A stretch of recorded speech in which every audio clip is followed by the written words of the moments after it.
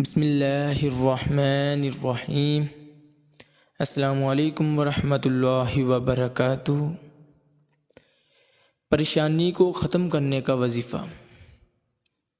اگر آپ پر اچانک کوئی پریشانی یا مصیبت آ جائے تو آپ نے 4 رکعت نماز نوافل اس طرح ادا کرنے ہیں کہ پہلی رکعت میں سورہ فاتحہ کے بعد 41 مرتبہ سورۃ اخلاص پڑھنی ہے، پھر دوسری رکعت میں سورۃ فاتحہ کے بعد 31 مرتبہ سورۃ اخلاص پڑھنی ہے، پھر تیسری رکعت میں سورۃ فاتحہ کے بعد 21 مرتبہ سورۃ اخلاص پڑھنی ہے، پھر چوتھی رکعت میں سورۃ فاتحہ کے بعد 11 مرتبہ سورۃ اخلاص پڑھنی ہے، پھر اسی جگہ بیٹھ کر 41 مرتبہ درود ابراہیمی پڑھنا ہے، پھر سجدے میں سر رکھ کر 100 مرتبہ یا اللہ پڑھنا ہے، پھر سجدے سے سر اٹھا کر اللہ سے اپنی پریشانی سے نجات کے لیے دعا مانگنی ہے۔